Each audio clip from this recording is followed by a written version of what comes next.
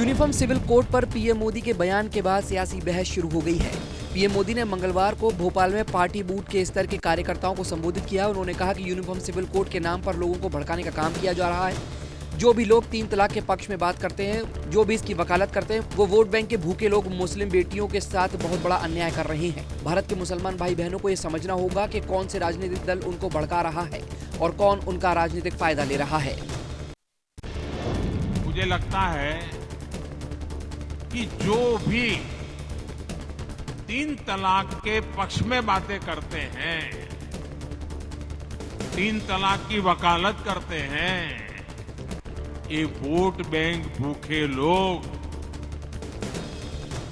मुस्लिम बेटियों के साथ बहुत बड़ा अन्याय कर रहे हैं। अगर 3 तलाक इस्लाम का जरूरी अंग है तो पाकिस्तान में क्यों नहीं होता भाई? अगर 3 तलाक इस्लाम का जरूरी अंग है तो इंडोनेशिया में क्यों नहीं होता? वहीं कांग्रेस, एआईएमआईएम, जेडीयू, डीएम की जैसी पार्टियों ने पीएम मोदी पर वोट बैंक की राजनीति करने का आरोप लगाया है। कांग्रेस महासचिव केसी वेणुगोपाल ने कहा कि वो बेरोजगारी, गरीबी, महंगाई, मणिपुर के हालात पर बात क्यों नहीं करते। मणिपुर 60 दिनों से जल रहा है, एक बार भी उन्होंने शांति की अपील नहीं की। इन सब मुद्दों से ध्यान भटकाने के लिए वो ऐसी बात कर रहे हैं। उधर एआईएमआईएम चीफ असदुद्दीन ओवैसी ने कहा कि प्रधानमंत्री को ये समझने की जरूरत है कि अनुच्छेद 29 एक मौलिक अधिकार है। मुझे लगता है कि प्रधानमंत्री को ये समझ नहीं आया। भारत के प्रधानमंत्री भारत की डाइवर्सिटी को, प्लुरलिज्म को एक प्रॉब्लम समझते, इसीलिए इस तरह की बातें करते रहते। उन्होंने क्या बोलते? 1 nation, 1 election, 1 tax, 1 law, 1 culture, 1 religion, 1 identity, और अब तो 1 फर्टिलाइजर भी बोल रहे हो।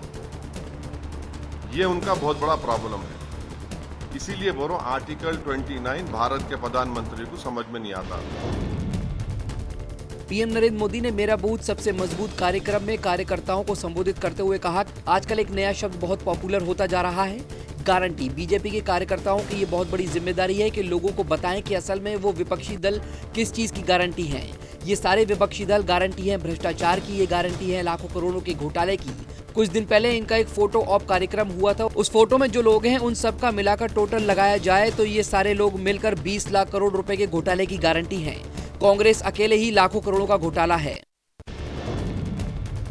वहीं कांग्रेस और आम आदमी पार्टी ने पीएम के बयान पर निशाना साधा। कांग्रेस ने कहा कि पीएम मोदी रोजगार की गारंटी देंगे, लेकिन उन्होंने तो 9 साल पुरानी गारंटी दे दी। 2014 में उन्होंने कहा था कि सारे भ्रष्टाचारियों को जेल में भेजेंगे। किसे जेल में भेजा? ये सब पीएम मोदी की बौखलाहट है। वही आपने कहा कि पीएम का ये कहना है कि भ्रष्टाचार करना है तो सिर्फ बीजेपी में आकर करिए, बाहर रहकर भ्रष्टाचार मत करिए। उनका निमंत्रण है कि भ्रष्टाचार करना है तो हमारी पार्टी में आइए, दरवाजा खुला है।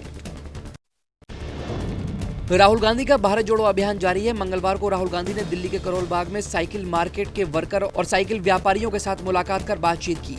उन्होंने मोटरसाइकिल रिपेयर करने वालों के साथ भी मुलाकात की। उनका देश के मन की बात को सुनने वाला सिलसिला जारी है। राहुल ने फेसबुक पर लिखा है कि उन हाथों से सीखना जो रिंच घुमाते हैं और भारत के पहियों को गतिमान रखते हैं। वहीं राहुल गांधी 29 और 30 जून को हिंसा प्रभावित मणिपुर का दौरा करेंगे। वो यहाँ राहत शिविरों के लोगों से मुलाकात भी करेंगे। ईडी ने रियल एस्टेट डेवलपर सुपरटेक के चेयरमैन आर.के. अरोड़ा को गिरफ्तार कर लिया है। बताया जा रहा है कि आर.के. अरोड़ा की गिरफ्तारी पीएमएलए के तहत की गई है। मंगलवार को ईडी ने आर.के. अरोड़ा को समन भेजकर पूछताछ के लिए बुलाया था। सुपरटेक और उसके डायरेक्टर के खिलाफ पहले से ही दिल्ली, हरियाणा, उत्तर प्रदेश अलग अलग थानों में खरीदारों के साथ धोखाधड़ी के मामले दर्ज हैं। जांच में पाया गया था कि खरीदारों से फ्लैट के नाम पर मोटी रकम ली गई, समय पर पोजीशन नहीं दिया गया, साथ ही प्रोजेक्ट के नाम पर बैंक से लिए गए लोन का इस्तेमाल नियमों के विपरीत किया गया। बंगाल की सीएम ममता बनर्जी के हेलीकॉप्टर की मंगलवार को इमरजेंसी लैंडिंग कराई गई। मौसम खराब होने के कारण उत्तरी बंगाल में उनका हेलीकॉप्टर लैंड कराया गया। इस दौरान उनको चोटें भी आईं। बताया जा रहा है कि ममता बनर्जी की पीठ और घुटने में चोट आई है। जांच के लिए ममता बनर्जी को कोलकाता के हवाई अड्डे से सीधे कोलकाता एसएसकेएम अस्पताल ले जाया गया, जहां कई एक्सपर्ट डॉक्टर ने उनकी जांच की। अस्पताल में उन्हें भर्ती होने की सलाह दी गई थी, लेकिन उन्होंने कहा कि वो घर रहकर ही इलाज जारी रखेंगी।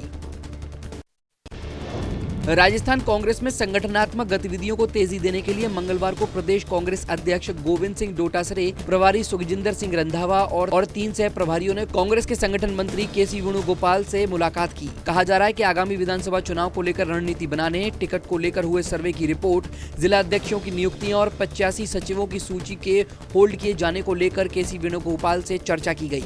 वहीं ऐसा माना जा रहा है कि मुख्यमंत्री गहलोत आज दिल्ली का दौरा कर सकते हैं। चुनावी राज छत्तीसगढ़ में कांग्रेस की चल रही तैयारियों और अन्य मुद्दों को लेकर छत्तीसगढ़ कांग्रेस की अहम बैठक आज दिल्ली के कांग्रेस मुख्यालय पर होगी। इस बैठक की अध्यक्षता मल्लिकार्जुन खड़गे करेंगे। उनके साथ राहुल गांधी भी बैठक में शामिल हो सकते हैं। इस बैठक में विधानसभा अध्यक्ष Charandas Mahant, CM Bhupesh Baghel, PCC chief Mohan Markam, TS Singhdeo, Tamradhwaj Sahu शामिल होंगे। बैठक में प्रभारी कुमारी शैलजा भी पहुंच सकती हैं। सूत्रों की माने तो बैठक में राज्य में चल रहे प्रचार और कांग्रेस की चुनावी कार्यक्रम की समीक्षा हो सकती है। फिल्म आदिपुरुष और उसके मेकर्स की मुश्किलें खत्म नहीं हो रही हैं। अब इस मामले में हाईकोर्ट के लखनऊ बेंच ने फिल्म के डायलॉग लेखक मनोज मुंतशिर को पक्षकार बनाने के प्रार्थना पत्र को स्वीकार करते हुए उन्हें नोटिस जारी करने का आदेश दिया है। आज एक बार फिर से इस मामले पर सुनवाई होगी। मंगलवार को कुलदीप तिवारी और नवीन धवन की याचिका पर सुनवाई के बाद ये आदेश पारित किया गया। साथ ही केंद्र सरकार और सेंसर बोर्ड से मामले में निर्देश प्राप्त कर न्यायालय को अवगत कराने का आदेश deputy solicitor general S B. Pandey को दिया है। भारत के कई हिस्सों में पिछले कुछ दिनों से लगातार बारिश हो रही है। मौसम विभाग की माने तो अगले कुछ दिनों तक बारिश जारी रहेगी। अगले 5 दिनों में यूपी, राजस्थान, उत्तराखंड, हिमाचल, कोंकण, गोवा, गुजरात और महाराष्ट्र के घाट क्षेत्रों के कुछ हिस्सों में भारी से बहुत भारी बारिश होने की संभावना है। वहीं गुजरात में आज तेज बारिश हो सकती है। वहीं दिल्ली में अगले 5 दिनों तक तापमान 32 से 34 डिग्री रहने की संभावना है। हिमाचल और उत्तराखंड में बारिश हो सकती है। उत्तराखंड में भूस्खलन की भी आशंका है।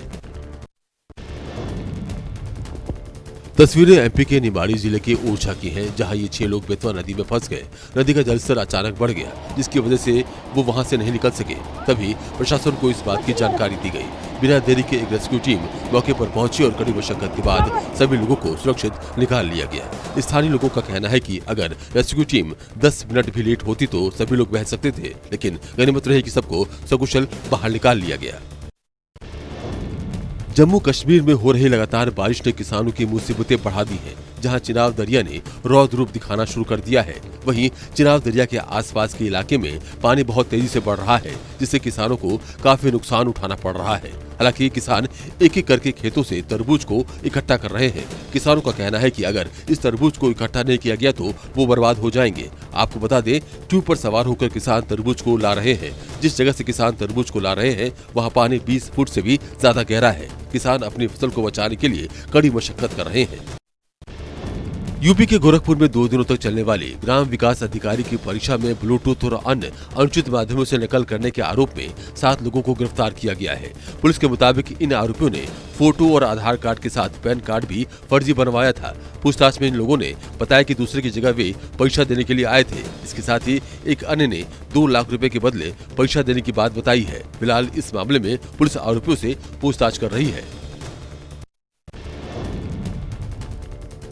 गुजरात के पोरबंदर में अरब सागर में एक विदेशी व्यापारी जहाज पर सवार रोमानिया के चालक दल के एक सदस्य को दिल का दौरा पड़ने के बाद भारतीय तटरक्षक बल उसे हेलीकॉप्टर से पोरबंदर के समीप गुजरात तट पर लेकर आया। बताया जा रहा है रोमानिया के चालक दल का सदस्य gas tanker MV gas pieces पर सवार था। इसके बाद पोरबंदर से चालक दल के सदस्य को एम्बुलेंस से राजकोट के एक अस्पताल में भर्ती करवाया गया। बता दें, LPG गैस का ये टैंकर गुजरात में कच्छ के मुंद्रा बंदरगाह से मालदीव के माले जा रहा था। दिल्ली से बेहद दर्दनाक घटना सामने आ रही है, जहां करंट लगने से एक शख्स की मौत हो गई। जानकारी के मुताबिक मृतक का नाम सुहेल है, जो दिल्ली की कॉलोनी में अपने रिश्तेदार के घर घूमने गया था। कॉलोनी में बारिश की वजह से पानी भरा हुआ था। पानी में बिजली का तार गिरा हुआ था, जिसके चलते युवक को करंट लग गया और उसकी मौत हो गई। आपको बता दें, कुछ दिनों पहले नई दिल्ली रेलवे स्टेशन पर करंट लगने से 38 साल की महिला की भी मौत हो गई थी।